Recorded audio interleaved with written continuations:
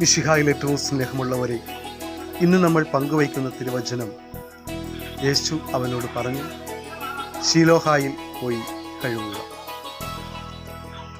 നമ്മുടെയൊക്കെ ജീവിതങ്ങളിൽ ഈശോ ഇടപെടണമെങ്കിൽ അവിടുത്തെ വചനങ്ങൾ അനുസരിക്കണമെന്ന് പറഞ്ഞു വയ്ക്കുന്ന ഒരു തിരുവചനമാണ് നമ്മളിന്ന് കണ്ടുമുട്ടുക.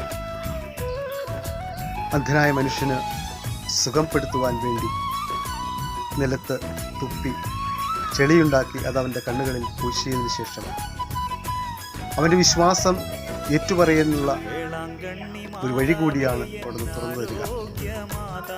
തൻ്റെതായ പരിശ്രമത്തിലൂടെ ശീലോഹ എന്ന് പറയുന്ന കുളത്തിൽ പോയി കഴുകുകയും അവൻ സൗഖ്യം പ്രാപിക്കുന്നതായിട്ട് മനസ്സിലാക്കാൻ സാധിക്കും. അപ്പോൾ ദൈവവിളിയോട് നമ്മുടെ പ്രത്യുത്തരമാണ് വിശ്വാസത്തിൻ്റെ ആഴം എന്ന് നമുക്ക് മനസ്സിലാക്കാൻ സാധിക്കും.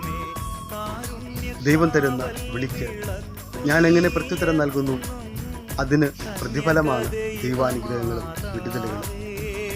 നമ്മുടെ വിശ്വാസം നമ്മുടെ ഹൃദയത്തിൽ ആഴപ്പെടുന്നതിന്, നമ്മളെ വിശ്വാസമുള്ളവരാക്കി തീർക്കുന്നതിന്, കടുകുമണിയോളം നമുക്ക് വിശ്വാസം വർദ്ധിക്കുന്നതിന് ദൈവം സഹായിക്കുന്നു എന്നുള്ളതാണ് യാഥാർത്ഥ്യം. എന്നാൽ ആ അവസരത്തിൽ നമ്മുടെ സഹകരണവും നമ്മുടെ പ്രവർത്തനങ്ങളും എത്രമാത്രം ദൈവവചന കേന്ദ്രീകൃതമാകണമെന്ന് കാണിച്ചു തരികയാണ് അവിടെ. ആരെങ്കിലും എൻ്റെ സ്വരം കേട്ട് വാതിൽ തുറന്ന് തരുന്നുവെങ്കിൽ ഞങ്ങൾ അവനോടൊപ്പം ഭക്ഷണത്തിനിരിക്കും എന്ന് പറയുന്ന തമ്പുരാൻ്റെ വചനം. ദൈവവചനത്തിന് വേണ്ടി നമുക്ക് കാതോർക്കാം. അവന് വേണ്ടി ഹൃദയവാതിൽ നമുക്ക് തുറന്നു കൊടുക്കാം.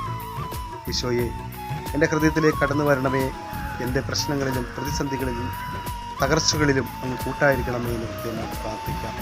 പ്രാർത്ഥനയുടെയും ദൈവപരിപാടി